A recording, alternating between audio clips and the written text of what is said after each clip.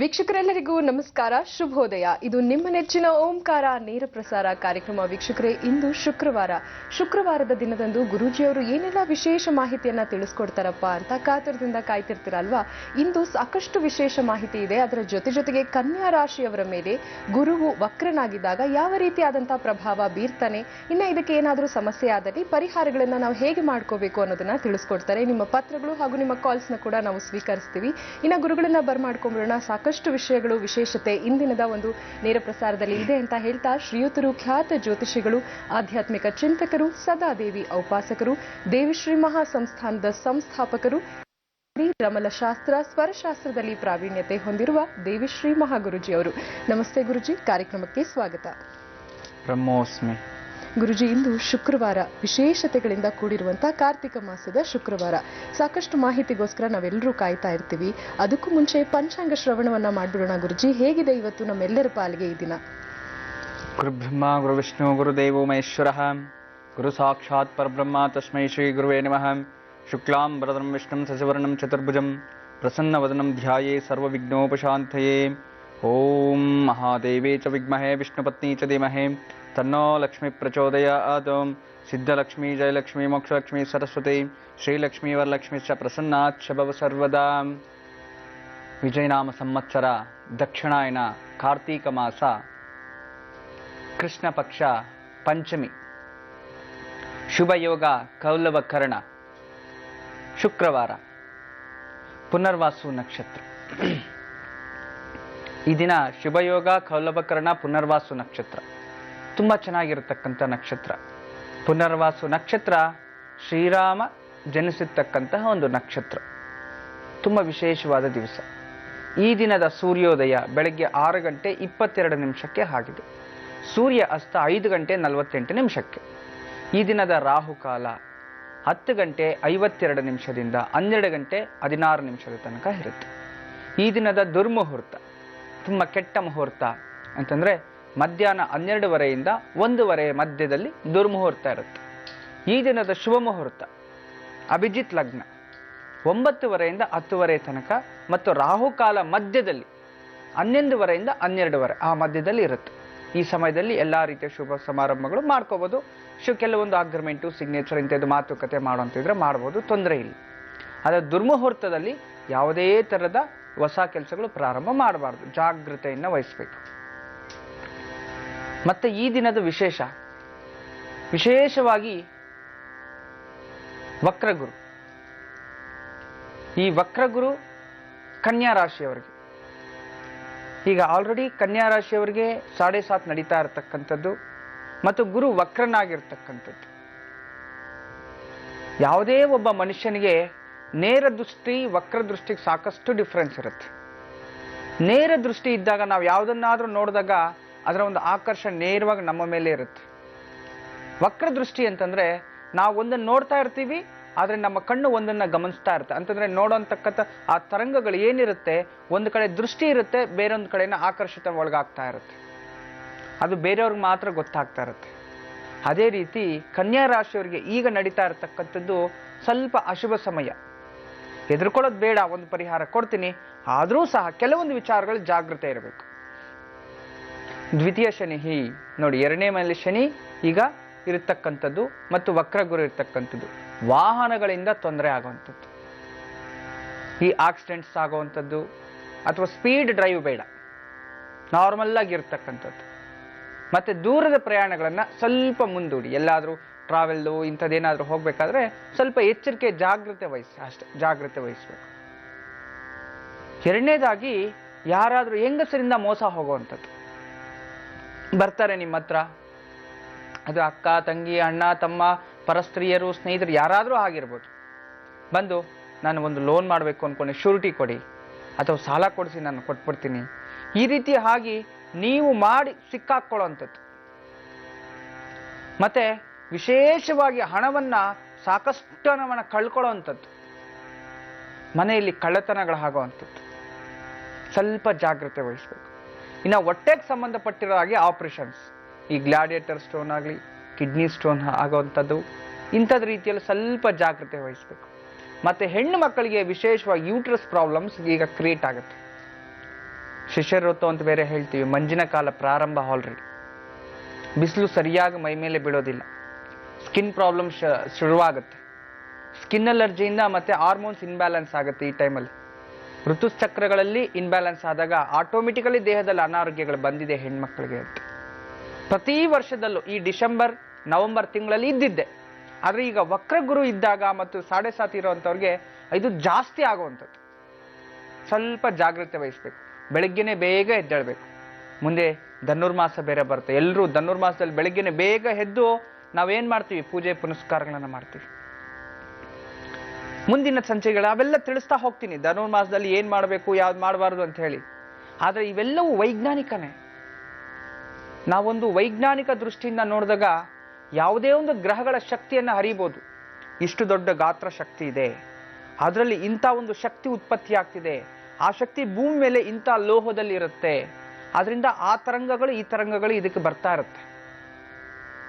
ಎಲ್ಲಾದ್ರೂ ಒಂದು ಆಯಸ್ಕಾಂತ ಇಟ್ಟಾಗ ಆ ಆಯಸ್ಕಾಂತಕ್ಕೆ ಇನ್ನೊಂದು ಆಯಸ್ಕಾಂತ ಹೋಗಿ ಮೆತ್ಕೊಳ್ಳುತ್ತೆ. ಅದು ಸಹಜ, ಪ್ರಕೃತಿಯ ಧರ್ಮ, ಅದು ವೈಜ್ಞಾನಿಕ, ಅದನ್ನ ನಾವು ನೋಡ್ಬೋದು.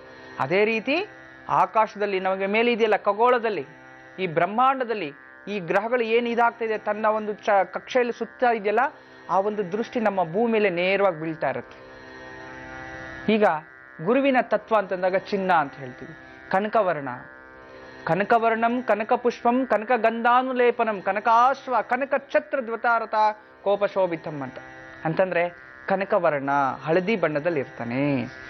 ಚಿನ್ನದಲ್ಲಿ ಹಳದಿ ಇರುತ್ತೆ, ಅರಿಶಿಣದಲ್ಲಿ ಹಳದಿ ಇರತಕ್ಕಂಥದ್ದು.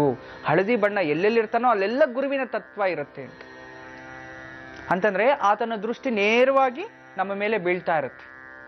ಅದು ವಕ್ರ ದೃಷ್ಟಿ ಬಿದ್ದಾಗ ನಮಗೆ ಒಳ್ಳೆಯನಾಗಿದ್ರು ಕೆಟ್ಟ ಫಲಗಳು ಆಗ್ತಾ ಇರುತ್ತೆ. ನೀವು ಯಾರಿಗೋ ಏನೋ ಹೇಳಕ್ ಹೋಗ್ತೀರಿ, ಅವನು ಕೆಟ್ಟದಾಗಿ ಕೇಳಿಸುವಂಥದ್ದು, ಇಂಥವೆಲ್ಲವೂ ಇರುತ್ತೆ. ಅಂದ್ರೆ ತುಂಬಾ ಜಾಗ್ರತೆ ವಹಿಸ್ಬೇಕು. ನಾನು ಹೇಳ್ತಿದ್ದೆ ಅಂದ್ರೆ ವೈಜ್ಞಾನಿಕವಾಗಿ ಈ ಗುರುವಿನ ತತ್ವ ನಾವು ಹರಿಬಹುದು, ನಮ್ಗೆ ಆಗುವಂಥದ್ದು. ಆ ತತ್ವಗಳು ಎಲ್ಲೆಲ್ಲಿ ಇರುತ್ತೆ ಅಂತ ವೈಜ್ಞಾನಿಕವಾಗಿ ಪ್ರೂಫ್ ಮಾಡ್ಬೋದು. ಆದ್ರೆ ಬೇರೆ ವಿಚಾರಗಳು ಕೆಲವೊಂದು ಸಾಧ್ಯ ಇಲ್ಲ, ಸೈಂಟಿಫಿಕ್ ಆಗಿ ಮಾಡಕ್ ಆಗೋದಿಲ್ಲ. ಕೆಲವೊಂದು ವಿಚಾರಗಳು ನಾವು ವೈಜ್ಞಾನಿಕವಾಗಿ ನಾವು ಯಾವ್ದನ್ನ ನಂಬಕ್ಕಾಗುತ್ತೋ ಅವೆಲ್ಲವನ್ನು ನಾವು ನಂಬೋದು. ಶೂನ್ಯದಿಂದ ನಾವು ಪ್ರಪಂಚದಲ್ಲಿ ಏನು ಮಾಡಕ್ ಆಗೋದಿಲ್ಲ. ಸೊನ್ನೆಯಿಂದ ಸೊನ್ನೆನೆ, ಏನು ಮಾಡಕ್ ಸಾಧ್ಯ ಇಲ್ಲ. ಅದು ಒಂದು ವಿಜ್ಞಾನಿಯನ್ನ ತೋರಿಸಿದ್ದಾರೆ. ಈ ಖಗೋಳಶಾಸ್ತ್ರ ಆರ್ಯಭಟ್ಟ ನಮ್ಗೆ ಕೊಟ್ಟಿರ್ತಕ್ಕಂತಹ ಒಂದು ಮಹಾನ್ ಕೊಡುಗೆ. ನಾವಿನ್ನೆಲ್ಲ ಉಪಯೋಗ ಮಾಡ್ಕೋಬೇಕು.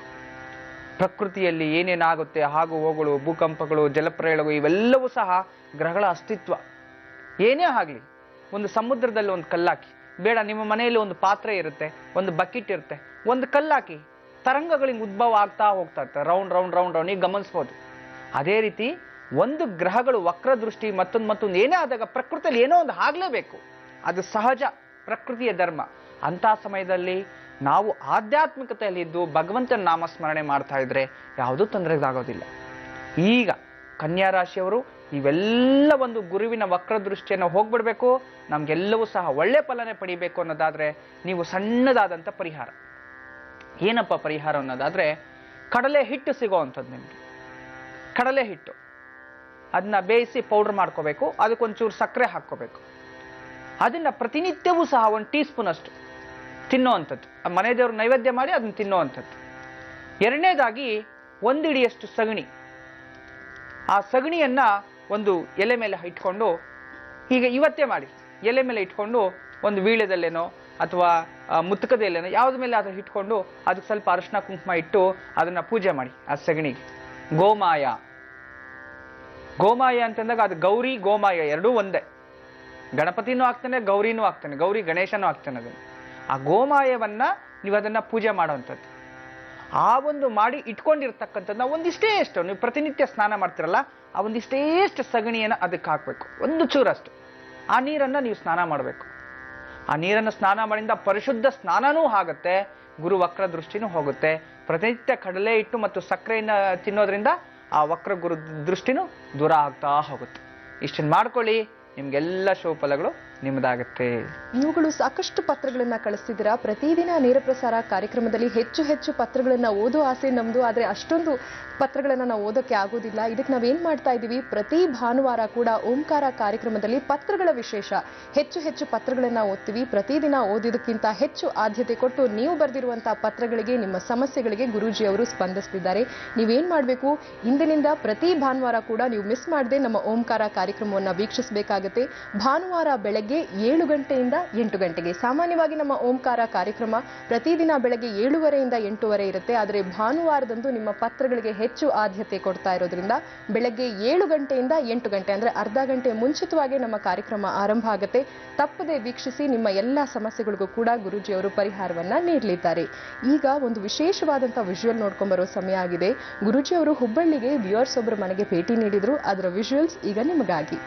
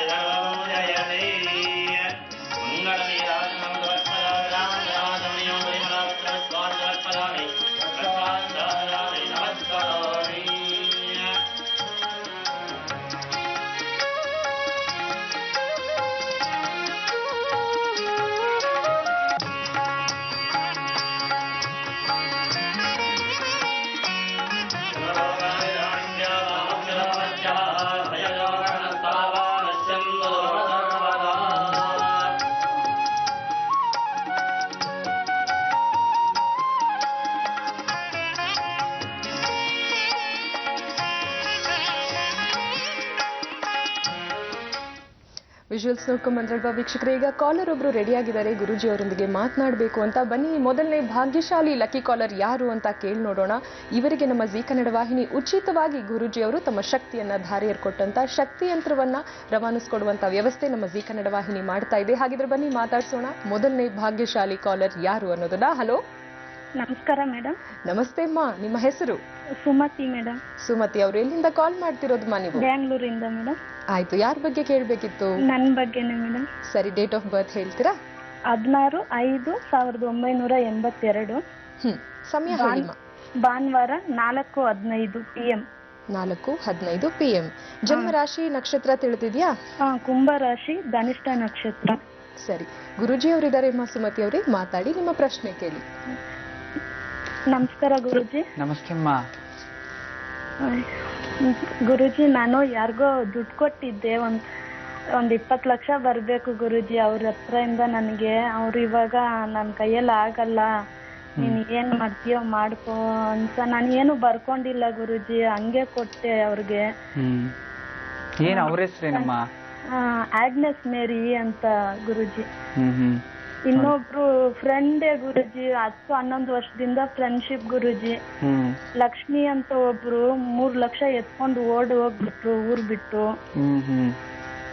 ಅದು ಕೊಡ್ತಾ ಇಲ್ಲ ಅವ್ರು. ಇಷ್ಟು ತುಂಬಾ ದಿನ ತಗೊಂಡು ಕೊಡ್ತಾ ಇದ್ರು ಗುರೂಜಿ. ನಾನು ಏನು ಬರ್ಕೊಂಡಿಲ್ಲ, ಒಂದ್ ಚೆಕ್ಕು ತಗೊಂಡಿಲ್ಲ ಗುರೂಜಿ. ಚಿಂತೆ ಮಾಡ್ಬೇಡಮ್ಮ, ನೋಡೋಣ. ಧನಿಷ್ಠ ನಕ್ಷತ್ರ ಅಲ್ವಾ? ಹೌದು. ಧನಿಷ್ಠ ನಕ್ಷತ್ರ ಸುಮತಿ, ನೋಡೋಣ. ರಮಲಶಾಸ್ತ್ರದ ಮುಖಾಂತರ ನಿನ್ನ ಪ್ರಶ್ನೆಯನ್ನ ಮುಂದೆ ಹೇಳ್ತೀನಿ. ಖಂಡಿತ ಅದಕ್ಕೆ ಏನ್ ಪರಿಹಾರ ಕೊಡುತ್ತೋ ಆ ದೇವಿಯನ್ನ ಪ್ರಶ್ನೆ ಮಾಡೋಣ ತಾಯಿ. ನಾನು ಹೇಳಿದ್ದನ್ನ ಮಾಡ್ಕೊಳ್ಳಿ. ಖಂಡಿತ ಆ ಕಡೆಯಿಂದ ದುಡ್ಡು ಬರುವಂತ ಭರವಸೆ ನಾನು ಕೊಡ್ತೀನಿ. ಜೈ ಮಹಾದೇವಿ.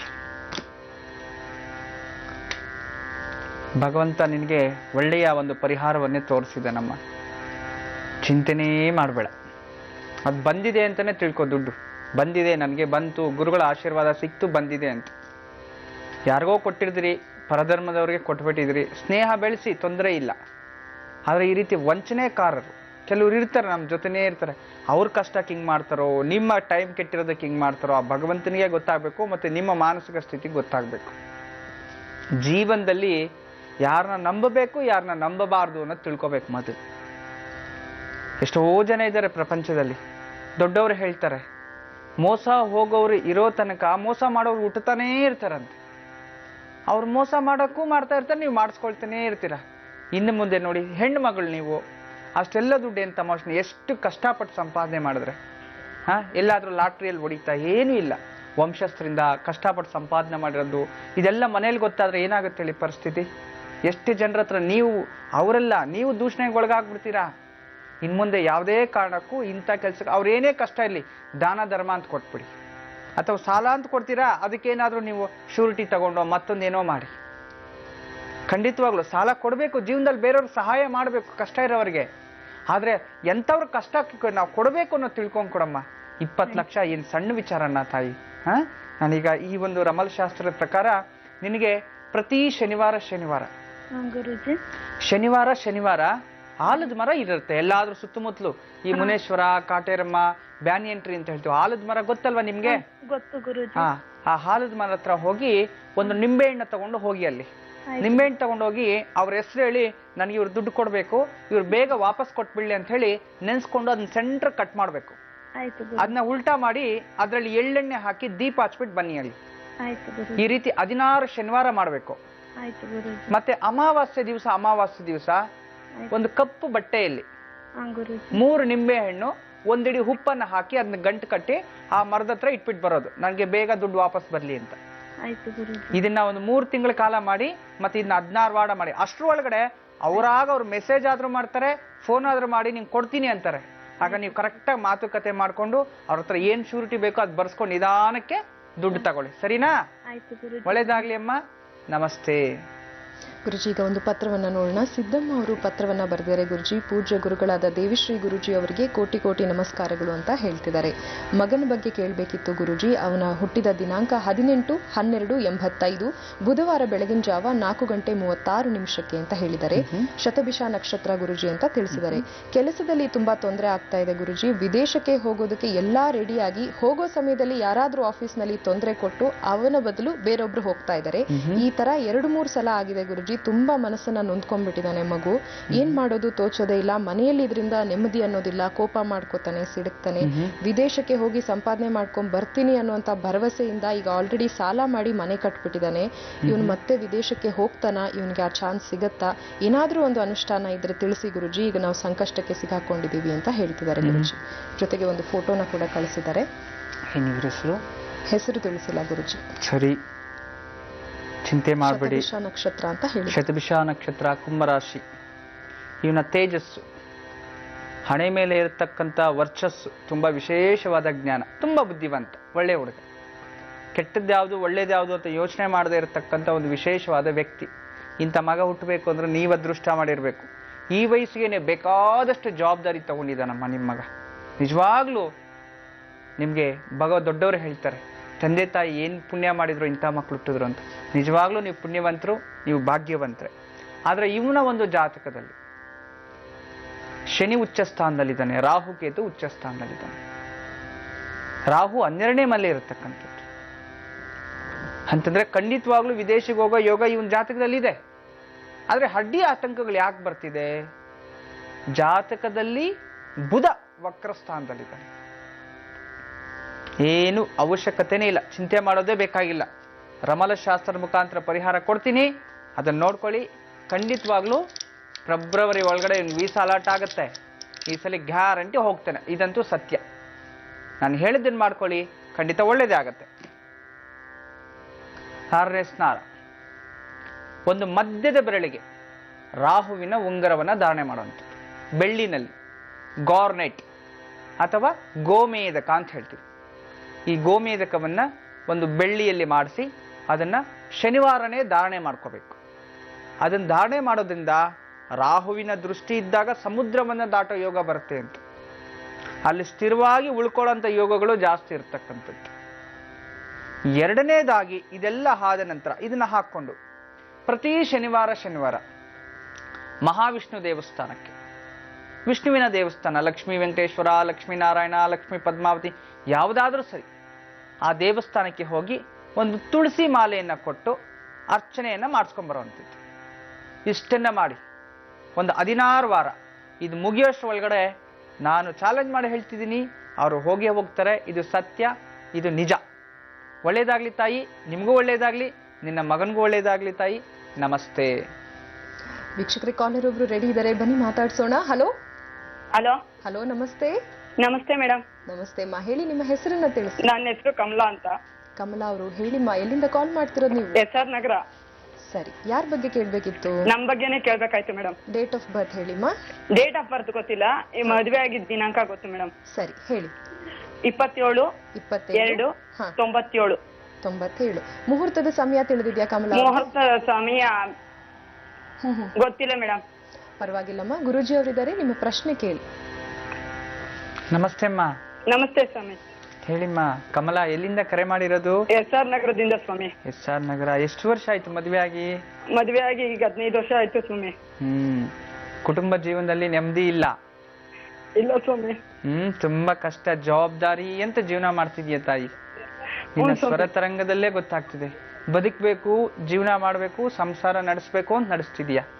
ನಿಜವಾಗ್ಲೂ ನಿನ್ನನ್ನು ಮದುವೆ ಮಾಡ್ಕೊಳ್ಳೋದಕ್ಕೆ ಆ ಮೂರ್ಖ ಅದೃಷ್ಟ ಮಾಡಿರ್ಬೇಕು. ಆದ್ರೆ ಏನ್ ಮಾಡೋದು, ಸಂಸಾರ ಜೀವನ ಸಾಗಿಸ್ಬೇಕಲ್ವಾ? ಒಂದಲ್ಲ ಒಂದಿನ ನೆಮ್ಮದಿ ಸಿಗುತ್ತೆ ಅಂತ ಕಾಯ್ತಾ ಇದೀಯಮ್ಮ. ನಿಜವಾಗ್ಲೂ ನಿಂಗೆ ಒಳ್ಳೇದಾಗತ್ತೆ ತಾಯಿ, ಚಿಂತೆ ಮಾಡ್ಬೇಡ. ಏನ್ ಓದಿದೀಯಪ್ಪ ನೀನು? PUC ಓದಿದ್ದೀನಿ ಸ್ವಾಮಿ. PUC ಓದಿದ್ದೀರಾ? ನೀವು ಅಮ್ಮನ್ಗೆ ಎಷ್ಟನೇ ಮಗಳು? ನಾನ್ 4ನೇ ಮಗಳು ಸ್ವಾಮಿ. ಅಂದ್ರೆ ಹೆಣ್ಮಕ್ಳಲ್ಲೇ 4ನೇ? 4ನೇವಳು. ಗಂಡ್ ಮಕ್ಳಿದ್ರು, ನಾನು ಅಲ್ಲಿಗೆ ಹೆಣ್ಣು ಮಕ್ಕಳಲ್ಲಿ ಕೊನೆಯವಳು. ನಾನು 5ನೇ ಮಗು ಅಂತ 5ನೇ ಮಗು ಸ್ವಾಮಿ. ಸರಿಮ್ಮ. ಅಮ್ಮನ ಕಡೆ ಏನು ಮನೆ ದೇವರು? ಮನೆ ದೇವರು ಲಕ್ಷ್ಮೀ ಗವಿರಂಗನಾಥ ಸ್ವಾಮಿ. ಈ ಕಡೆ ಮದುವೆ ಈ ಕಡೆ ರಾಮನಗರದ ರೇವಣ ಸಿದ್ದೇಶ್ವರ ಸ್ವಾಮಿ. ಸಿದ್ದೇಶ್ವರ. ಅದಕ್ಕೆ ನೋಡಿ, ಕುಲದೈವದ ಒಂದು ಸಮಸ್ಯೆ ಇಲ್ಲಿ, ಬೇರೆ ಇನ್ನೇನು ಇಲ್ಲ. ನಾನು ರಮಲಶಾಸ್ತ್ರದಲ್ಲಿ ನಿನ್ ಪರಿಹಾರ ಕೊಡ್ತೀನಮ್ಮ, ಚಿಂತೆ ಮಾಡ್ಬೇಡ, ಸರಿನಾ? ಶುಕ್ರವಾರ ಇವತ್ತು ಹಳ್ಬಾರ್ದು ಹೆಣ್ಮಕ್ಳು. ನಿನ್ ಖಂಡಿತ ಒಳ್ಳೇದಾಗತ್ತೆ. ಮನೇಲಿ ಬಂಧು ಬಳಗದಿಂದ ತುಂಬಾ ತೊಂದರೆ ಇದೆ ಸ್ವಾಮಿ. ಈಗ ಮನೆ ಕಟ್ಟಿದೀವಿ, 5 ವರ್ಷ ಆಯ್ತು. 5 ವರ್ಷದಿಂದ ನೆಮ್ಮದಿನೇ ಇಲ್ಲ ಸ್ವಾಮಿ. ಯಾವುದೇ ರೀತಿ ಮಾಡಿದ್ರು ಅದಕ್ಕೆ ತೊಂದರೆಗಳಿರುತ್ತೆ. ಮಕ್ಕಳಿಂದಲೂ ನೆಮ್ಮದಿ ಇಲ್ಲ, ಮಕ್ಕಳು ಹೇಳಿದ ಮಾತು ಕೇಳಲ್ಲ. ಖಂಡಿತ ಅಮ್ಮ, ನಿನ್ಗೆಲ್ಲಾನು ಒಳ್ಳೇದಾಗ್ಬೇಕು. ನಿಜವಾಗ್ಲು ನಿನ್ ಜೀವನ ತುಂಬಾ ನೊಂದಿದ್ಯಾ, ನನ್ಗೆ ಗೊತ್ತಾಗ್ತಿದೆ. ನನ್ಗೆ ಹಳು ಬಂದ್ಬಿಡುತ್ತೆ, ನೀನ್ ಜಾಸ್ತಿ ಹಳ್ಬೇಡ, ಸರಿನಾ? ಈಗ ನಿನಗೆ ನಾನು ಪರಿಹಾರವನ್ನ ತಿಳಿಸ್ತೀನಿ. ರಮಲಶಾಸ್ತ್ರವನ್ನು ನೋಡಿದ್ದೀನಿ, ಹಾಗೇ ಲೈನಲ್ಲಿ ಇರೋ. ಅದಕ್ಕೆ ಸೂಕ್ತವಾದಂತ ಉತ್ತರವನ್ನ ಹುಡುಕೋ ಸಮಯ ಆಗಿದೆ.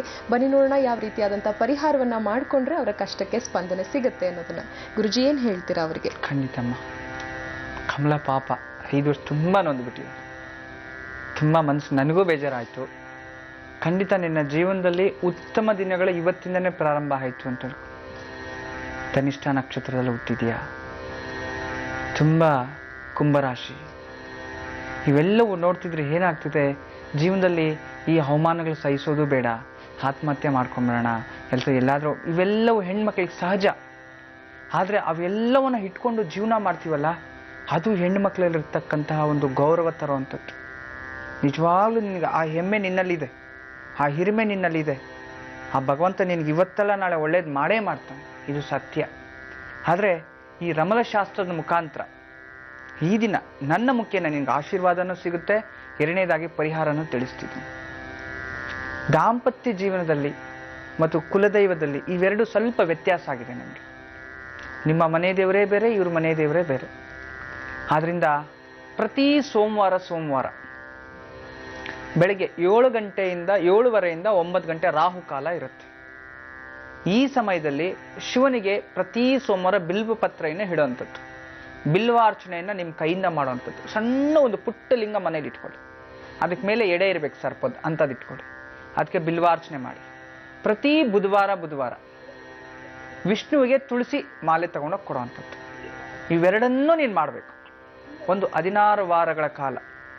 ಜೊತೆಯಲ್ಲಿ ಪ್ರತಿ ಮಂಗಳವಾರ ಬೆಳಗ್ಗೆನೆ ಎದ್ದಿದ ತಕ್ಷಣ ತುಳಸಿ ಕಟ್ಟೆಗೆ ಪೂಜೆ ಮಾಡಿ, ತುಳಸಿ ಕಟ್ಟೆಯ ಮುಂದೆ 13 ದೀಪಗಳನ್ನು ಹಚ್ಚುವಂಥದ್ದು. 13 ದೀಪಗಳನ್ನು. ಆ 13 ದೀಪಗಳಲ್ಲಿಯೂ ಸಹ ತುಪ್ಪ ಅಥವಾ ಎಳ್ಳೆಣ್ಣೆಯದ್ದೇ ಆಗಿರ್ಬೇಕು. ಸಣ್ಣ ದೀಪ, 13 ದೀಪ ಸುತ್ತು ಇಟ್ಬಿಡಿ. ಆ ದೀಪ ಹಚ್ಕೊಂಡು ನೀವು ಅದನ್ನ ಪ್ರದಕ್ಷಿಣೆ ಮಾಡ್ಕೊಳ್ಳಿ. ಈ ರೀತಿ ಒಂದು 16 ವಾರ ಮಾಡಿ, ನಿನ್ನ ಜಾತಕದಲ್ಲಿರ್ತಕ್ಕಂಥ ಕಳತ್ರ ದೋಷನ ನಿವಾರಣೆ ಆಗುತ್ತೆ, ಪತಿ ವಶೀಕರಣನಾಗ್ತಾನೆ.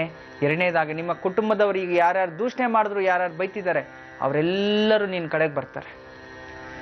ಸಮಾಧಾನವಾಗಿ ಜೀವನ ಮಾಡಮ್ಮ, ಚಿಂತೆ ಮಾಡಬೇಡ. ಇಷ್ಟೇ ಸಣ್ಣ ಪರಿಹಾರ ತಿಳಿಸು, ನೀನು ಮಾಡೋಕೆ ಆಗುವಂಥದ್ದಿತ್ತು. ಇದನ್ನು ಮಾಡ್ಕೋ ಕಮಲ. ಖಂಡಿತ ಒಳ್ಳೇದಾಗ್ಲಿ. ನಿನ್ನ ಮನಸ್ಸು ಎಲ್ಲವೂ ಒಳ್ಳೇದಾಗ್ಲಿ. ನಿನಗೆ ಆ ಭಗವಂತ ಸದಾ ಆಶೀರ್ವಾದ ಮಾಡಲಿ. ನನ್ನ ಆಶೀರ್ವಾದನೂ ಸದಾ ನಿನಗಿರುತ್ತೆ. ಆ ದೇವಿ ಕಾಪಾಡ್ತಾಳಮ್ಮ. ಒಳ್ಳೇದಾಗ್ಲಿ ತಾಯಿ. ನಮಸ್ತೆ. ಇನ್ನೊಬ್ರು ಕಾಲರ್ ರೆಡಿ ಇದ್ದಾರೆ ಮಾತಾಡಕ್ಕೆ ಅಂತ, ಬನ್ನಿ ಮಾತಾಡ್ಸೋಣ. ಹಲೋ ಹಲೋ ಹಲೋ, ನಮಸ್ತೆ. ನಮಸ್ತೆ ಮೇಡಮ್, ನನ್ನ ಹೆಸರು ಶೋಭಾ ಅಂತ. ಹೇಳಿ ಶೋಭಾ ಅವ್ರು, ಎಲ್ಲಿಂದ ಕಾಲ್ ಮಾಡ್ತಿರೋದು ನೀವು? ಶಿವಮೊಗ್ಗದಿಂದ ಮೇಡಮ್ ನಾವು ಕಾಲ್ ಮಾಡ್ತಾ ಇರೋದು. ಯಾರ ಬಗ್ಗೆ ಕೇಳ್ಬೇಕು? ನಮ್ಮ ಮನೆಯವ್ರ ಬಗ್ಗೆ ಕೇಳ್ಬೇಕಾಗಿತ್ತು. ಡೇಟ್ ಆಫ್ ಬರ್ತ್ ಗೊತ್ತಿಲ್ಲ ಮೇಡಮ್, ಮದ್ವೆದು ಇಟ್ಕೊಡ್ತೀನಿ. ಸರಿ ಹೇಳಿ. 18/6/6 ಮೇಡಮ್. 18/6/2006. 2006 ಮೇಡಮ್. ಸರಿಮ್ಮ. ಮುಹೂರ್ತದ ಸಮಯ ತಿಳಿಸ್ತೀರಾ? 12ರಿಂದ 12:15 ಮೇಡಮ್. 12ರಿಂದ 12:15 ಅಂತ ಹೇಳ್ತಿದ್ರ. ಸರಿ, ನಿಮ್ಮ ಮನೆಯವರ ಹೆಸರನ್ನ ತಿಳಿಸಿ. ಶ್ರೀನಾಥ್ ಮೇಡಮ್. ಶ್ರೀನಾಥ್ ಅಂತ ಹೇಳ್ತಿದ್ರ. ಜನ್ಮ ರಾಶಿ ನಕ್ಷತ್ರ ಯಾವುದೇ ಡೀಟೇಲ್ಸ್ ಗೊತ್ತಿಲ್ಲ, ಮದುವೆ ದಿನಾಂಕವನ್ನ ಕೊಟ್ಟಿದ್ದೀರಲ್ವಾ? ಗುರೂಜಿ ಅವರಿದ್ದಾರೆ, ಮಾತಾಡಿ, ನಿಮ್ಮ ಪ್ರಶ್ನೆ ಕೇಳಿ. ಹಲೋ, ನಮಸ್ತೆ ಅಮ್ಮ. ನಮಸ್ತೆ ಗುರುಜಿ. ಗುರುಜಿ, ನನ್ಗೆ ಮಾತಾಡಕ್ಕೆ ಆಗ್ತಲ್ಲ. ನನ್ನ ಲೈಫಲ್ಲಿ ಮೊದಲನೇ ಸಲ ನನ್ಗೆ ಈ ತರ ಒಂದು ಅದೃಷ್ಟ ಸಿಕ್ಕಿರೋದು ಗುರುಜಿ. ಖಂಡಿತಮ್ಮ, ನಿನ್ಗೆ ಪೂರ್ವ ಜನ್ಮದ ಪುಣ್ಯ ಫಲ ಇದ್ರೇನೇ ಇರ್ತಿ ಸಿಗೋದು. ನಿಜವಾಗ್ಲೂ ಗುರುಜಿ, ನಾನು ಅನ್ಕೊಂಡು ಇರ್ಲಿಲ್ಲ ನನ್ಗೆ ಈ ತರ ಒಂದ್ ಇದ್ ಬರುತ್ತೆ ಅಂತ ಹೇಳ್ಬಿಟ್ಟು. ಗುರುಜಿ, ನಾನು ಚಿಕ್ಕ ವಯಸ್ಸಲ್ಲೇ ನನ್ನ ತಂದೆ ತಾಯಿನ ಕಳ್ಕೊಂಡೆ ಗುರುಜಿ. ಅವತ್ತಿಂದ ಇವತ್ತವರೆಗೂ ತುಂಬಾನೇ ಕಷ್ಟ ಪಡ್ತಾ ಇದ್ದೀನಿ ಗುರುಜಿ ಜೀವನದಲ್ಲಿ. ಆದ್ರೂ ಎಲ್ಲರ ಮುಂದೆ ಚೆನ್ನಾಗ್ ಬದುಕ್ಬೇಕು ಅನ್ನೋ ಛಲದಿಂದ ಚೆನ್ನಾಗ್ ಬದುಕ್ತಾ ಇದ್ದೀನಿ. ಮದ್ವೆ ಆಗ್ಬೇಕಾದ್ರೂ ತುಂಬಾ ಆಸೆ ಇಟ್ಕೊಂಡ್ ಮದ್ವೆ ಆದೆ ಗುರುಜಿ. ನಮ್ಮ ಮನೆಯವರು ಹಂಗಿದಾರೆ ಹಿಂಗಿದಾರೆ ಅಂತ. ಆದ್ರೂ ಒಳ್ಳೆಯವ್ರು ನಮ್ಮ ಮನೆಯವರು. ಆದ್ರೆ ಬಡತನ ಅನ್ನೋದ್ ಮಾತ್ರ ನಮ್ ಕೈ ಬಿಡ್ತಾನೆ ಇಲ್ಲ ಗುರುಜಿ. ಅದೊಂದೇ ನಮಗ್ ಬೇಜಾರು. ನಾನು ಮದ್ವೆಗಿಂತ ಮುಂಚೆ ನಾನು ಮದ್ವೆ ಆದ್ಮೇಲೆ ಎಲ್ಲೂ ಕೆಲ್ಸಕ್ಕೆ ಹೋಗ್ಬಾರ್ದು ಅನ್ಕೊಂಡೆ. ಆದ್ರೂ ಪರಿಸ್ಥಿತಿ ನೋಡಿ ಕೆಲ್ಸಕ್ಕೆ ಹೋಗ್ತಿದ್ದೀನಿ. ಆದ್ರೂ ₹1 ಉಳಿಸಕ್ ಆಗ್ತಾ ಇಲ್ಲ ಗುರುಜಿ ನಮಗೆ. ನಮ್ಮ ಮನೆಯವರು ವೈರಿಂಗ್ ಕೆಲಸ ಮಾಡ್ತಾರೆ ಗುರುಜಿ, ಕರೆಂಟ್ ಕೆಲಸ ಮಾಡ್ತಾರೆ. 3 ದಿನ ಕೆಲ್ಸಕ್ಕೆ ಹೋದ್ರೆ 6 ದಿನ ಕೆಲ್ಸ ಇರಲ್ಲ, ಮನೇಲೇ ಇರ್ತಾರೆ. ಅವ್ರ ತರ ದುಡ್ಡಲ್ಲಿ ಅದನ್ನು ನಡ್ಸಕ್ಕಾಗಲ್ಲ. ನನ್ನ ಸಂಬಳದಲ್ಲೂ ನಂಗೆ ಒಬ್ಬ ಮಗ ಇದ್ದಾನೆ ಗುರುಜಿ, ಚೆನ್ನಾಗಿ ಇದೆ. ಅವ್ರನ್ನೆಲ್ಲ ಚೆನ್ನಾಗಿ ಬೆಳೆಸ್ಬೇಕು, ನಮ್ಮ ಮನೆ ಚೆನ್ನಾಗಿ ನೋಡ್ಕೋಬೇಕು. ಚಿಕ್ಕ ಸೈಟ್ ಇದೆ, ಅದ್ರಲ್ಲಿ ನಮ್ದೇ ಅದೊಂದು ಪುಟ್ಟ ಮನೆ ಕಟ್ಕೋಬೇಕು ಅನ್ನೋ ಆಸೆ ಗುರುಜಿ. ಅದ್ರ ನಮ್ಮ ಮನೆಯವರಿಗೆ ಕೈ ಬಿಡ್ತಾ ಇಲ್ಲ. ಎಲ್ಲ ನನ್ ಮುಂದೆ ಇಟ್ಟಿದ್ಯಾ ತಾಯಿ. ಖಂಡಿತ ನಾನು ಪರಿಹಾರ ತಿಳಿಸ್ತೀನಿ. ನಾನು ರಮಲ ಶಾಸ್ತ್ರದ ಮುಖಾಂತರ ಯಾವುದನ್ನ ಪರಿಹಾರಗಳನ್ನ ಮಾಡ್ಕೊಂಡ್ರೆ ಏನಾಗುತ್ತೆ ನೋಡೋಣ ತಾಯಿ. ತುಂಬಾ ಚೆನ್ನಾಗಿದೆ, ಚಿಂತೆ ಮಾಡಬೇಡ. ನೋಡಿ, ಅಷ್ಟಮ ಸ್ಥಾನ ದುಸ್ಥಾನದಲ್ಲಿ ಇರ್ತಕ್ಕಂಥ ಪಾಪಗ್ರಹಗಳಿಂದ ಪಾಪ ಒಳ್ಳೆ ಮನುಷ್ಯನೇ ಶ್ರೀನಾಥ್ ಈಸ್ ವೆರಿ ಗುಡ್. ನೀವು ಒಳ್ಳೆಯವರೇ. ಯಾರು ಈ ಬೇರೆಯವ್ರದ್ದು ನಮಗ್ ಬೇಡ, ನಮ್ದು ಬೇರೆಯವ್ರಿಗೆ ಬೇಡ ಅನ್ನುವಂಥ ಒಂದು ಜೀವನ ನಡೆಸ್ತಿದ್ರಿ. ಖಂಡಿತ ಒಳ್ಳೇದು. ಇಬ್ರು ಕಷ್ಟಪಡ್ತಿದ್ರಿ, ಮನೆಯಲ್ಲಿ ಆರ್ಥಿಕ ಸ್ಥಿತಿ ಉಳಿತಾ ಇಲ್ಲ ಅಂತ ನೀವು ಹೇಳ್ತಿದ್ರ. ನೀವು ನಿಜವಾಗ್ಲೂ ನಾನೊಂದು ಸಣ್ಣದಾದ ಒಂದು ವ್ರತವನ್ನ ತಿಳಿಸ್ತೀನಿ. ನೀವು ಇರ್ತಕ್ಕಂಥದ್ದು ಶಿವಮೊಗ್ಗ ಎಲ್ಲೋ ಇದ್ರಿ. ಪ್ರತಿ ಹುಣ್ಣಿಮೆ ದಿವಸ ಅರಿಯೋ ನೀರಲ್ಲಿ ಸ್ನಾನ ಮಾಡಿ. ಅಲ್ಲಿ ತುಂಗಭದ್ರೆ ಇರ್ತಕ್ಕಂಥದ್ದು. ಅರಿಯೋ ನೀರಲ್ಲಿ ಸ್ನಾನ ಮಾಡಿ ಒಂದು 3 ತೆಂಗಿನಕಾಯಿನ ಬಿಟ್ಟು ಬನ್ನಿ. ಈ ರೀತಿ 3 ಹುಣ್ಣಿಮೆ ದಿವಸ ಮಾಡಿ. ಮತ್ತೆ ಪ್ರತಿ ಗುರುವಾರ ಗುರುಗಳ ಒಂದು ಅನುಗ್ರಹ ಇರತಕ್ಕಂಥ ವೃಕ್ಷ ಯಾವುದು? ಹರಳಿ ಮರ. ಆ ಮರಕ್ಕೆ ಒಂದು 5 ಪ್ರದಕ್ಷಿಣೆ ಮಾಡಿ ಅಲ್ಲಿ ಬಿದ್ದಿರ್ತಕ್ಕಂಥ ಎಲೆಯನ್ನ ತಂದು ಮನೇಲಿ ಇಟ್ಕೊಂಡು ಪೂಜೆ ಮಾಡಿ. ಒಂದು 16 ವಾರ ಆ 16 ಎಲೆನೂ ಒಂದು ಹಳದಿ ಬಟ್ಟೆಗಾಗಿ ಬಾಗ್ಲಲ್ಲಿ ಕಟ್ಟಿ ಪೂಜೆ ಮಾಡಿ. ಸ್ಥಿರವಾಗಿ ನಿಮ್ಮ ಮನೇಲಿ ಹಣ ಸ್ಟಾಕ್ ಆಗ್ತಾ ಹೋಗುತ್ತೆ ತಾಯಿ. ಒಳ್ಳೇದಾಗ್ಲಿ ಅಮ್ಮ. ನಮಸ್ತೆ. ಇನ್ಮೇಲೆ ಭಾನುವಾರ ಕೂಡ ನಿಮ್ಮ ಪತ್ರಗಳನ್ನ ಓದ್ತೀವಿ, ನಿಮ್ಮ ಸಮಸ್ಯೆಗಳಿಗೆ ನಾವು ಸ್ಪಂದಿಸ್ತೀವಿ ಅಂತ ಹೇಳ್ತಾ, ಭಾನುವಾರ ಏನ್ ಮಾಡಬೇಕು?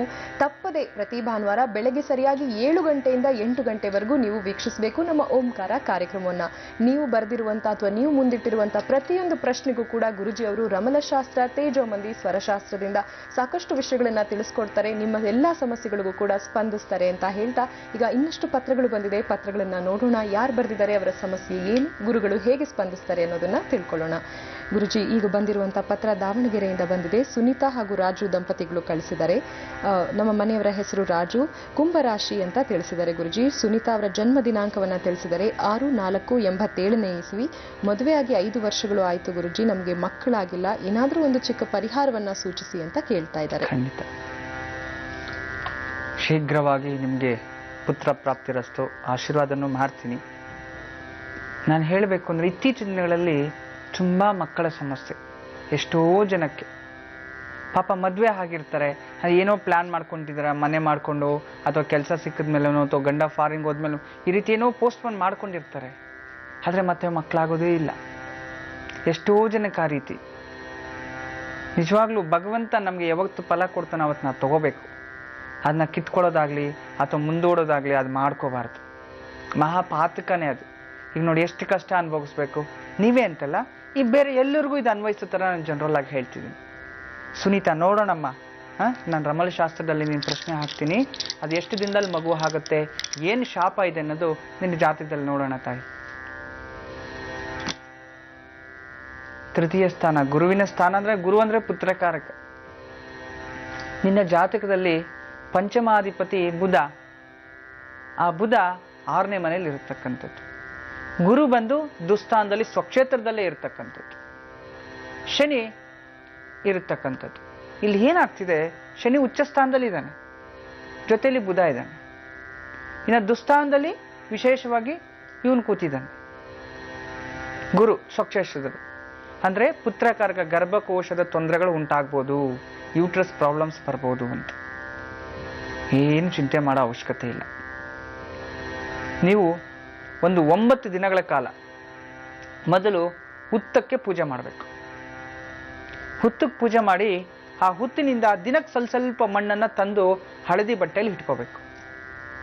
ಆ ಹಳದಿ ಬಟ್ಟೆಯನ್ನ ಆ ಮಣ್ಣೆಲ್ಲ ಶೇಖರಣೆ ಆಗಿರುವಂಥದ್ದು ಸ್ವಂಟಕ್ಕೆ ಕಟ್ಕೋಬೇಕು. ಆ ರೀತಿ ಮಾಡಿಕೊಂಡು ಅರಳಿ ಮರ ಪ್ರದಕ್ಷಿಣೆ ಮಾಡಬೇಕು. 5 ಪ್ರದಕ್ಷಿಣೆ, ಪಂಚ ಪ್ರದಕ್ಷಿಣಾಹ ಅಂತ ಹೇಳ್ತೀವಿ. ಆ ರೀತಿ ಮಾಡಿ ಆ ಗಂಟನ್ನ ತಂದು ನೇರವಾಗಿ ಮನೇಲಿ ಇಟ್ಬಿಡ್ಬೇಕು. ಈ ರೀತಿ ಒಂದು 48 ದಿನ ಮಾಡಿ. 48 ದಿನ ಆದ ನಂತರ ನಿನಗೆ ಗರ್ಭ ನಿಲ್ಲುತ್ತೆ, ತೊಂದರೆ ಇಲ್ಲ. ನಿನಗೆ ಮಗು ಯಾವಾಗ ಜನನವಾಗುತ್ತೋ ಆ ತನಕ ಆ ಮನೆಯಲ್ಲಿ ಹಾಗೆ ಇರಬೇಕು ಆ ಗಂಟು. ನಂತರ ಮಗು ಹುಟ್ಟಿದ ನಂತರ ಆ ಗಂಟನ್ನ ಆ ಮಗು ಇಳೆ ತೆಗೆದು ಅರಿಯೋ ನೀರಲ್ಲಿ ಬಿಟ್ಬಿಟ್ಟು ಬನ್ನಿ.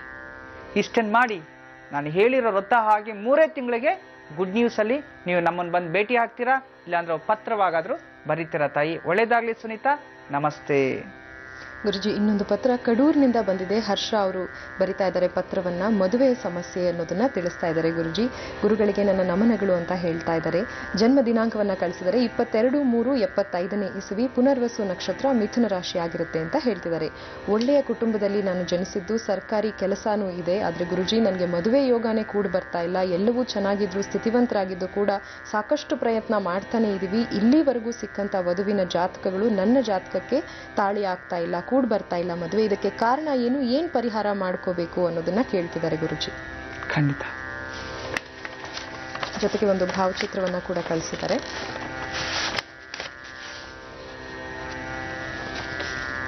ತುಂಬಾ ಚೆನ್ನಾಗಿದೆಯಪ್ಪ. ಪುನರ್ವಾಸು ನಕ್ಷತ್ರ ತುಂಬಾ ವಿಶೇಷವಾದ ನಕ್ಷತ್ರ. ಈ ದಿನ ಅದೇ ನಕ್ಷತ್ರನೇ ನೋಡು. ನಿನ್ನ ಯೋಗ ನಿಜವಾಗ್ಲೂ ತುಂಬಾ ಚೆನ್ನಾಗಿರುತ್ತೆ. ನಿನ್ನ ನಕ್ಷತ್ರ ಪುನರ್ವಾಸು, ಈ ದಿನದ ನಕ್ಷತ್ರ ಪುನರ್ವಾಸು. ಇವೆರಡನ್ನ ನೋಡಿದಾಗ ಯಾವುದೇ ಒಬ್ಬ ಮನುಷ್ಯ ಹುಟ್ಟಿದಾಗ ಅದೇ ನಕ್ಷತ್ರ ದಿನ ಆತನಿಗೆ ಪಾಸಿಟಿವ್ ಎನರ್ಜಿ ಜಾಸ್ತಿ ಇರುತ್ತೆ, ತರಂಗಗಳು ಪ್ರಸಾರವಾಗುತ್ತೆ ಅಂತ. ನಿನ್ನ ಜಾತಕದಲ್ಲಿ ನೋಡಿ, ನಿನ್ನ ಹಣೆಯಲ್ಲಿ, ಹಣೆ ಬರದಲ್ಲಿ ಒಂದು ಗೆರೆ ಇರ್ತಕ್ಕಂಥದ್ದು. ಇದನ್ನ ಇಂದ್ರಧನಸ್ಸು ಅಂತ ಹೇಳ್ತೀವಿ. ಇಂದ್ರಸ್ಸು ಬಾಣಾಕಾರವಾಗಿರ್ತಕ್ಕಂಥದ್ದು ತುಂಬಾ ವಿಶೇಷ. ರಾಜಯೋಗದಲ್ಲಿ ಹುಟ್ಟಿದ್ರಿ, ತುಂಬಾ ನಿಮ್ಮ ವಂಶಕ್ಕೆ ಕೀರ್ತಿಯನ್ನ ತರುವಂಥದ್ದು. ಆದ್ರೆ ಅಲ್ಲಲ್ಲಿ ಕ್ಷುದ್ರಭಂಗ ಅಂತ, ಇಂದ್ರಧನಸ್ಸು ಕ್ಷುದ್ರಭಂಗ ಅಂತ. ಇಂದ್ರಧನಸ್ಸಿದೆ ಕ್ಷುದ್ರಭಂಗ ಇರ್ತಕ್ಕಂಥದ್ದು, ಹಣೆ ಮೇಲೆ ಮಚ್ಚೆ ಇರ್ತಕ್ಕಂಥದ್ದು ತುಂಬಾ ವಿಶೇಷ. ಖಂಡಿತವಾಗ್ಲೂ ರಮಲಶಾಸ್ತ್ರದ ಮುಖಾಂತರ ನಿನ್ಗೇನು ಪರಿಹಾರ ಮಾಡ್ಬೋದು ನಾನು ನೋಡ್ತೀನಿ, ಅದನ್ನು ಪರಿಹಾರ ಹೇಳ್ತೀನಿ, ಮಾಡ್ಕೊಂಬಿಡಿ, ಎಲ್ಲವೂ ಸರಿ ಹೋಗುತ್ತೆ. ಪ್ರತಿ ಮಂಗಳವಾರ 16 ವಾರಗಳ ಕಾಲ ಒಂದು ಕೆಂಪು ವಸ್ತ್ರ 3 ಇಡಿಯಷ್ಟು ತೊಗರಿ ಕಾಳನ್ನ ಅದರಲ್ಲಿ ಹಾಕಿ, ಒಂದು ಅಡಿಕೆ ಬೆಟ್ಟ ಅಂತಂದ್ರೆ ಪೂರ್ಣ ಅಡಿಕೆ ಅದ್ರಲ್ಲಿ ಹಿಟ್ಟು, ಎಲೆ ಸಮೇತ ಅದ್ರಲ್ಲಿ ಹಿಟ್ಟು, ಅದನ್ನ ಗಂಟು ಕಟ್ಟಿ ಪೂಜೆ ಮಾಡಿ ಅದನ್ನ ತಗೊಂಡೋಗಿ ನೇರವಾಗಿ ಯಾರಾದರೂ ಅರ್ಚಕರಿಗೆ ಕೊಟ್ಟು ತೆಂಗಿನಕಾಯಿ ಸಮೇತ ಕಾಲಿಗೆ ಮುಟ್ಟಿ ನಮಸ್ಕಾರ ಮಾಡುವಂಥದ್ದು. ಒಂದು 16 ವಾರಗಳ ಕಾಲ ಮಾಡಿ. ಈಗ ನಿಮ್ಗೆ ಜನ್ಮಗುರು, ಪುನರ್ವಾಸು ನಕ್ಷತ್ರ, ಮಿಥುನ ರಾಶಿಯಲ್ಲಿ ಜನ್ಮಗುರು ಅಂತ ಹೇಳ್ತೀವಿ. ಗುರು ಇರ್ತಕ್ಕಂಥದ್ದೇ ರಾಶಿಯಲ್ಲಿ. ಜನ್ಮಗುರು ಒಳ್ಳೇದಲ್ಲ ಅಂತ ಶಾಸ್ತ್ರ ಹೇಳುತ್ತೆ. ಅದರಿಂದ ಈ ಒಂದು ಮೇ ಕಳೆದ ನಂತರ ಜನ್ಮಗುರು ಚೇಂಜ್ ಆಗ್ತಾನೆ, ಉಚ್ಚಸ್ಥಾನ ಗುರು ಬಲ ಬಂದ್ಬಿಡುತ್ತೆ. ನೀವು ಅಷ್ಟರ ಒಳಗಡೆನ ಹಾಕ್ಬೇಕು ಅನ್ನೋದಾದ್ರೆ ಈ ವ್ರತವನ್ನು ಮಾಡಿ. ಈ 16 ವಾರ ಮುಗಿಯಷ್ಟು ಒಳಗಡೆಗೆ ನಿಮ್ಗೆ ಮದುವೆ ನಿಶ್ಚಯ ಆಗುತ್ತೆ. ಖಂಡಿತ ಒಳ್ಳೇದಾಗ್ಲಿ ಅಪ್ಪ. ನಮಸ್ತೆ. ಈ ದಿನದ ದ್ವಾದಶ ರಾಶಿಯ ಫಲಾಫಲಗಳು. ಮೊದಲಿಗೆ ಮೇಷರಾಶಿ. ಮೇಷರಾಶಿಯವರಿಗೆ ಕುಟುಂಬದಲ್ಲಿ ಕಲಹ, ಸ್ವಲ್ಪ ಜಾಗೃತಿ ವಹಿಸಬೇಕಾಗತ್ತೆ. ಕುಟುಂಬದಲ್ಲಿ ಜಗಳ ಆಗೋದು ಬೇಡ. ಸೋದರರೊಂದಿಗೆ ಮನಸ್ತಾಪ ಬರ್ತಿದೆ, ಸ್ವಲ್ಪ ಮಾತಲ್ಲಿ ಕೊಂಚ ಲಿಮಿಟ್ ಇರಲಿ. ಏನೇ ಮಾತಾಡಬೇಕಾದ್ರೂ ಯೋಚನೆ ಮಾಡಿ ಮಾತಾಡಿ, ಖಂಡಿತ ಒಳ್ಳೇದೇ ಆಗುತ್ತೆ. ಪತಿ ಪತ್ನಿಯರೊಂದಿಗೂ ಸಹ ವಿರಸ ಅಂತ ಹೇಳ್ತಿದೆ. ಗಂಡ ಹೆಂಡತಿರಲು ಜಗಳ ಆಗುವಂಥದ್ದು, ಸ್ವಲ್ಪ ದಾಂಪತ್ಯದಲ್ಲಿ ಸ್ವಲ್ಪ ವಿರಸ ದಾಂಪತ್ಯ. ಚಿಂತೆ ಮಾಡಬೇಡಿ. ಈ ದಿವಸ ಸುಬ್ರಹ್ಮಣ್ಯ ಸ್ವಾಮಿ ಅಷ್ಟೋತ್ರ ಮತ್ತು ದುರ್ಗಾದೇವಿ ಅಷ್ಟೋತ್ರ ಓದ್ಕೊಳ್ಳಿ, ಖಂಡಿತ ಒಳ್ಳೆ ಫಲ ಸಿಗುತ್ತೆ. ಮನೆಯಿಂದ ಏನಾದ್ರೂ ಹೊರಗಡೆ ಹೋಗ್ಬೇಕಾದ್ರೆ ಸ್ವಲ್ಪ ಉಪ್ಪನ್ನ ಬಾಯಿಗೆ ಹಾಕೊಂಡು ಹೋಗಿ, ಖಂಡಿತವಾಗ್ಲೂ ಹೋಗಿದ್ದ ಜಾಗದಲ್ಲೆಲ್ಲ ಸಕ್ಸಸ್ ಆಗುತ್ತೆ, ಒಳ್ಳೇದಾಗತ್ತೆ. ವೃಷಭ ರಾಶಿ. ವೃಷಭ ರಾಶಿಯವರಿಗೆ ವೃತ್ತಿ ಜೀವನದಲ್ಲಿ ಸ್ವಲ್ಪ ಭಯ ಪಡುವಂಥದ್ದು. ಖಂಡಿತವಾಗ್ಲೂ ಒಳ್ಳೇದಾಗತ್ತೆ, ಚಿಂತೆ ಮಾಡಬೇಡಿ. ಏನೇ ಕೆಲಸ ಮಾಡಿದ್ರು ಧೈರ್ಯದಿಂದ ಮಾಡಿ, ಅದನ್ನ ದಿಗ್ವಿಜಯ ಸಿಗುವಂಥದ್ದು. ಕೋರ್ಟು ಕಚೇರಿಗಳಲ್ಲಿ ಜಯ ಸಿಗುವಂಥದ್ದು ನಿಮ್ಗೆ. ಈ ದಿವಸ ಕೋರ್ಟು ಕಚೇರಿಗಳು ಏನಾದ್ರೂ ಇದ್ರೆ ಖಂಡಿತವಾಗ್ಲೂ ಜಯ ಸಿಗುತ್ತೆ. ಅದಕ್ಕೆ ಪ್ರಯತ್ನ ಮಾಡಿ. ಆದ್ರೆ ನ್ಯಾಯಬದ್ಧವಾಗಿದ್ರೆ ಖಂಡಿತ ಮತ್ತಷ್ಟು ಒಳ್ಳೇದು. ಈ ದಿವಸ ನೀವು ಶಿವನ ಅಷ್ಟೋತ್ರ ಓದ್ಕೊಳ್ಳಿ, ಜೊತೆಯಲ್ಲಿ ಮೃತ್ಯುಂಜಯ ಮಂತ್ರ ಓದ್ಕೊಳ್ಳಿ. ಎಲ್ಲಾ ತರ ಶುಭಫಲಗಳು ನಿಮ್ಮದಾಗುತ್ತೆ. ಮಿಥುನ ರಾಶಿ. ಮಿಥುನ ರಾಶಿಯವರಿಗೆ ಧನಲಾಭ. ಈ ದಿವಸ ನೀವು ಭೂಮಿ ವ್ಯಾಪಾರಸ್ಥರಿಗೆ ಖಂಡಿತವಾಗ್ಲೂ ಧನಲಾಭ ಜಾಸ್ತಿ ಇರತಕ್ಕಂಥದ್ದು.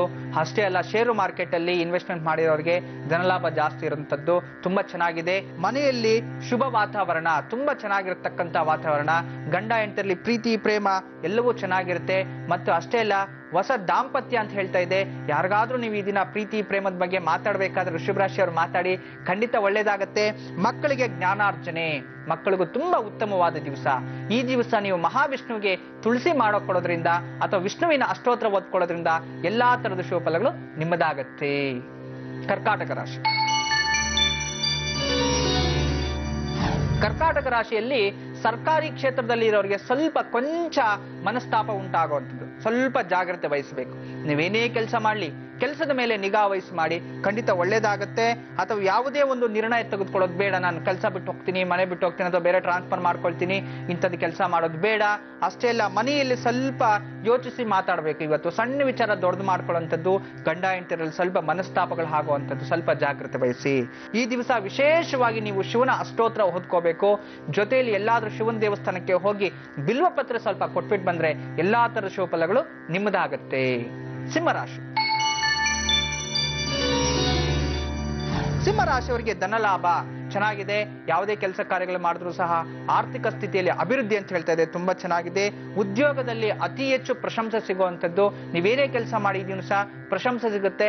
ಪ್ರಮೋಷನ್ಸ್ ಹೋಗುವಂಥದ್ದು, ಎಲ್ಲರೂ ಹೊಗಳುವಂಥದ್ದು ತುಂಬಾ ಚೆನ್ನಾಗಿದೆ. ಸ್ಥಾನಮಾನಗಳು ಸಾಧ್ಯತೆ ನೋಡಿ. ಪ್ರಮೋಷನ್ಸ್ ಅಂದ್ರೆ ಉನ್ನತ ಅಧಿಕಾರಕ್ಕೆ ಹೋಗುವಂಥದ್ದು ಎಲ್ಲ ತುಂಬಾ ಚೆನ್ನಾಗಿರುವಂತ ದಿವಸ ಆಗಿದೆ. ಏನು ಚಿಂತೆ ಮಾಡೋ ಅವಶ್ಯಕತೆ ಇಲ್ಲ.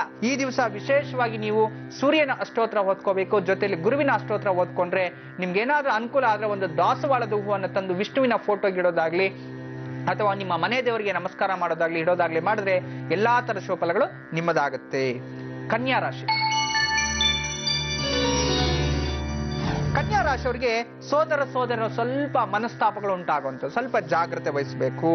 ಆದ್ರೆ ಆರ್ಥಿಕತೆ ಸ್ಥಿತಿಯಲ್ಲಿ ಸ್ವಲ್ಪ ಕಿತ್ತಾಟ ಬರುವಂಥದ್ದು, ಭೂಮಿ ವಿಚಾರದಲ್ಲಿ ಕಿತ್ತಾಟ ಬರುವಂಥದ್ದು, ಸ್ವಲ್ಪ ಜಾಗ್ರತೆ ವಹಿಸಿ.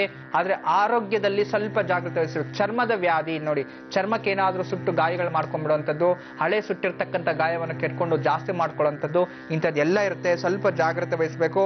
ಈ ದಿವಸ ನೀವು ವಿಶೇಷವಾಗಿ ಮಹಾವಿಷ್ಣುವಿನ ಆರಾಧನೆ ಮಾಡಬೇಕಾಗತ್ತೆ. ಮಹಾವಿಷ್ಣುವಿನ ಆರಾಧನೆ ಮಾಡಿಕೊಂಡು ಜೊತೆಯಲ್ಲಿ ಗುರುವಿನ ಅಷ್ಟೋತ್ರ ಓದ್ಕೊಂಡ್ರೆ ಎಲ್ಲಾ ತರದ ಶುಭ ಫಲಗಳು ನಿಮ್ಮದಾಗತ್ತೆ. ತುಲಾರಾಶಿ. ತುಲಾರಾಶಿಯವರಿಗೆ ಕಲಾವಿದರಿಗೆ ತುಂಬಾ ವಿಶೇಷವಾದಂತ ದಿವಸ. ಈ ದಿವಸ ಚಿತ್ರರಂಗದಲ್ಲಿ ಇರ್ತಕ್ಕಂಥವ್ರಿಗೆ ಮತ್ತು ಕಲಾರಂಗದಲ್ಲಿ ಇರ್ತಕ್ಕಂಥವ್ರಿಗೂ, ಕೋರ್ಟು ಕಚೇರಿನಲ್ಲಿ ಲಾಯರ್ಸ್ ಇರ್ತಕ್ಕಂಥವ್ರಿಗೆ, ಡಾಕ್ಟರ್ಸ್ ಇಂಥವ್ರಿಗೆ ತುಂಬಾ ವಿಶೇಷವಾದ ದಿವಸ, ಲಾಭವಾದ ದಿವಸ. ಎಷ್ಟೋ ದಿನಗಳಿಂದ ನನಗೆ ಒಳ್ಳೇದಾಗ್ತಿಲ್ಲ ಅನ್ನೋರಿಗೆ ಈ ದಿನ ದಿಢೀರ್ ಒಳ್ಳೇದಾಗುವಂತ ಒಂದು ಸಂಭವಗಳು ಜಾಸ್ತಿ ಇದೆ. ಈ ಕಾಲವನ್ನ ಸದುಪಯೋಗ ಮಾಡ್ಕೊಳ್ಳಿ, ಖಂಡಿತವಾಗ್ಲೂ ಒಳ್ಳೇದಾಗತ್ತೆ. ಮತ್ತು ದೂರದ ದಿನಗಳಿಂದ, ದೂರದ ಊರುಗಳಿಂದ ನಿಮ್ಮ ಮನೆಗೆ ನೆಂಟರು ಬರತಕ್ಕಂಥದ್ದು ಅಥವಾ ಮಿತ್ರರು ಬರತಕ್ಕಂಥದ್ದು ತುಂಬಾ ಉತ್ತಮವಾದ ದಿವಸ. ಅದು ಚಿಂತೆ ಮಾಡಬೇಡಿ. ಈ ದಿವಸ ಶನಿ ರಾಶಿಯಲ್ಲಿ ಇರ್ತಕ್ಕಂಥದ್ದು, ಶನಿಯ ಅಷ್ಟೋತ್ರ ಓದ್ಕೊಂಬಿಡಿ. ಜೊತೆಯಲ್ಲಿ ಶಿವನ ಅಷ್ಟೋತ್ರ ಓದ್ಕೊಳ್ಳಿ. ಎಲ್ಲಾ ತರ ಶುಭ ಫಲಗಳು ನಿಮ್ಮದಾಗತ್ತೆ.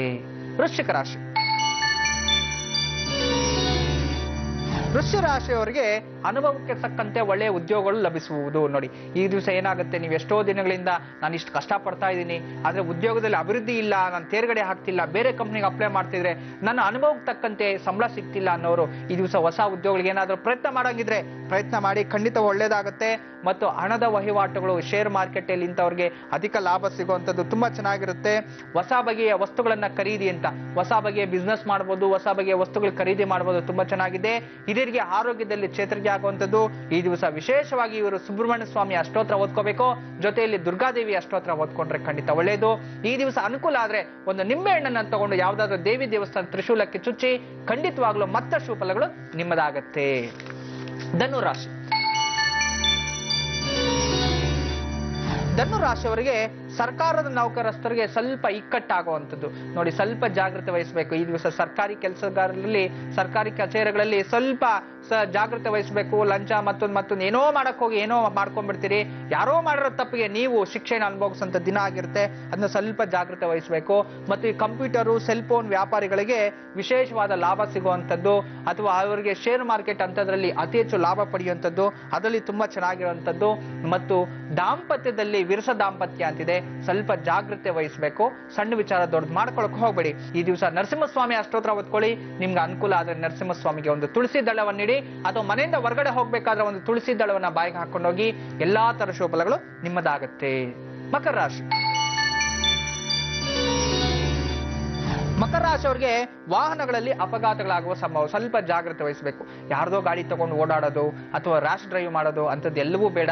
ನಿಧಾನವೇ ಪ್ರಧಾನ ಅಂತ ಹೇಳ್ತಿದ್ದೀನಿ. ಇದು ಸ್ವಲ್ಪ ನಿಧಾನವಾಗಿರಿ. ಎಲ್ಲಾದ್ರೂ ದೂರ ಹೋಗ್ಬೇಕು ಅಂತಂದ್ರೆ ಯಾರಾದ್ರೂ ಬೇರೆ ಡ್ರೈವರ್ ತಗೊಂಡೋಗಿ, ಖಂಡಿತವಾಗ್ಲೂ ಒಳ್ಳೇದಾಗುತ್ತೆ. ಮತ್ತು ವಿದೇಶಿ ಪ್ರಯಾಣ ಆಗುವಂತ ಸಂಭವಗಳು ಜಾಸ್ತಿ ಇರುತ್ತೆ. ನನ್ಗೆ ವೀಸಾ ಸಿಗ್ತಿಲ್ಲ, ಪಾಸ್ಪೋರ್ಟ್ಗೆ ಅಪ್ಲೈ ಮಾಡಬೇಕು, ಡಾಕ್ಯುಮೆಂಟ್ರಿ ಆಗ್ತಿಲ್ಲ ಅನ್ನೋರು ಈ ದಿವಸ ಪ್ರಯತ್ನ ಮಾಡಿ. ಖಂಡಿತ ವೀಸಾ ಸಿಗುವಂಥದ್ದು ಅಥವಾ ಡಾಕ್ಯುಮೆಂಟರಿ ಸಿಗುವಂಥದ್ದು ಎಲ್ಲವೂ ಒಳ್ಳೇದಾಗುತ್ತೆ. ಈ ದಿವಸ ಮತ್ತಷ್ಟು ಫಲಗಳು ಪಡಿಬೇಕು ಅನ್ನೋದಾದ್ರೆ ವಿಷ್ಣುವಿನ ಅಷ್ಟೋತ್ರ ಓದ್ಕೋಬೇಕು. ಜೊತೆಯಲ್ಲಿ ವಿಷ್ಣುಗೆ ಒಂದು ತುಳಸಿ ಮಾಲೆಯನ್ನು ಕೊಟ್ರೆ ಮತ್ತಷ್ಟು ಫಲಗಳು ನಿಮ್ಮದಾಗತ್ತೆ. ಕುಂಭರಾಶಿ. ಕುಂಭರಾಶಿಯವರಿಗೆ ಸರ್ಕಾರಿ ಅಧಿಕಾರಿಗಳೊಂದಿಗೆ ಉತ್ತಮ ಸಂಬಂಧ. ನೋಡಿ, ಸರ್ಕಾರಿ ಕಚೇರಿಗಳಲ್ಲಿ ಸುಮಾರು ದಿನಗಳಿಂದ ಪೆಂಡಿಂಗ್ ಕೇಸ್ ಉಳಿದೋಗಿದೆ. ನಾನು ಯಾವುದೋ ಒಂದು ನೋಟಿಸ್ ಕೊಟ್ಟಿದ್ದೆ, ಅದು ಜಾರಿ ಆಗಿಲ್ಲ, ಅಥವಾ ಅಲ್ಲಿ ಟೇಬಲ್ ಮೇಲೆ ಫೈಲ್ ಹಾಗೆ ಇದೆ, ಅದು ಮುಂದೆಗೂ ಹೋಗ್ತಾ ಇಲ್ಲ ಅನ್ನೋರು ಈ ದಿವಸ ಹೋಗ್ಬಿಟ್ಟು ಬನ್ನಿ, ಅಥವಾ ಒಂದು ಕರೆ ಮಾಡಿ ಮಾತಾಡಿ. ಅಲ್ಲಿಂದ ಮುಂದಿನ ಒಂದು ವ್ಯವಸ್ಥೆ ಆಗುತ್ತೆ, ಉನ್ನತ ಸ್ಥಿತಿಗೆ ಹೋಗುವಂಥದ್ದು. ಅಂಥದ್ದೇ ಸರ್ಕಾರಿ ಕೆಲಸ ಕಾರ್ಯಗಳಲ್ಲಿ ಸ್ವಲ್ಪ ಅಭಿವೃದ್ಧಿ ಸಿಗುವಂಥ ದಿನ ಆಗಿರುತ್ತೆ. ಕೋರ್ಟು ಕಚೇರಿ ವ್ಯವಹಾರಗಳಲ್ಲಿ ಸುಗಮವಾಗಿ ಜಯ ಸಿಗುವಂಥದ್ದು ಖಂಡಿತ ಒಳ್ಳೇದಾಗುತ್ತೆ, ಚಿಂತೆ ಮಾಡಬೇಡಿ. ಮನೆಯಲ್ಲಿ ಸುಖ ದಾಂಪತ್ಯ ತುಂಬಾ ಚೆನ್ನಾಗಿದೆ. ಮಕ್ಕಳಿಂದ ವಿಜ್ಞಾನಾರ್ಜನೆ ಅಂತ ಹೇಳ್ತಿದೆ. ಈ ದಿವಸ ನೀವು ಹೋಗಿದ ಕೆಲಸ ಸಕ್ಸಸ್ ಆಗ್ಬೇಕು ಅಂದ್ರೆ ನಿಮ್ಮ ಮಧ್ಯದ ಬೆರಳ ಸ್ವಲ್ಪ ಹಣೆಗೆ ಗಂಧವನ್ನು ಇಟ್ಕೊಂಡೋಗಿ, ಹಣೆಯಲ್ಲಿ ಗಂಧವನ್ನು ಇಟ್ಕೊಂಡೋದ್ರೆ ನಿಮ್ಮ ಎಲ್ಲಾ ಕೆಲಸ ಕಾರ್ಯಗಳು ಜಯ ಆಗುತ್ತೆ. ಜೊತೆಯಲ್ಲಿ ಶುಕ್ರನ ಅಷ್ಟೋತ್ರ ಓದ್ಕೊಳ್ಳಿ, ಮತ್ತಷ್ಟು ಫಲಗಳು ನಿಮ್ಮದಾಗುತ್ತೆ. ಕೊನೆಯದಾಗಿ ಮೀನರಾಶಿ. ಮೀನರಾಶಿಯವರಿಗೆ ಮದುವೆ ಆಗುವ ಯೋಗಗಳು. ಈ ದಿವಸ ಮದುವೆ ಆಗುವಂಥದ್ದು, ಅಥವಾ ಮದುವೆಗೆ ಎಷ್ಟೋ ದಿನಗಳಿಂದ ಪ್ರಯತ್ನ ಮಾಡ್ತಿದ್ದೆ, ನನಗೆ ಜಾತಕ ಕೂಡ ಬಂದಿಲ್ಲ ಅನ್ನೋರು ಈ ದಿವಸ ಏನಾದ್ರೂ ಜಾತಕ ಬಂದ್ರೆ ಯಾವ್ದಾದ್ರು ವಧುವನೋ ಅಥವಾ ವರನನ್ನು ನೋಡೋದಕ್ಕೆ ಹೋದ್ರೆ ಖಂಡಿತವಾಗ್ಲೂ ವಧುವರ ಫಿಕ್ಸ್ ಆಗುವಂಥದ್ದು, ಉತ್ತಮವಾದ ದಾಂಪತ್ಯ ಅಥವಾ ಉತ್ತಮವಾದ ಜೀವನವನ್ನು ನಡೆಸುವಂಥದ್ದು ಅನುಕೂಲ ಆಗುತ್ತೆ. ಅಷ್ಟೇ ಅಲ್ಲ, ಇಷ್ಟ ವಸ್ತುವನ್ನ ಸಂಪಾದನೆ ಮಾಡುವಂಥ ದಿವಸ. ಆಸ್ತಿ ಆಗಿರ್ಬೋದು, ಒಡವೆ ಆಗಿರ್ಬೋದು, ಅಥವಾ ಯಾವ್ದಾದ್ರೂ ನಾನು ಕೊಂಡ್ಕೋಬೇಕು ಸುಮಾರು ದಿನಗಳಿಂದ ಅನ್ನೋದಿದ್ರೆ ಈ ದಿನ ಪ್ರಯತ್ನ ಪಡಿ.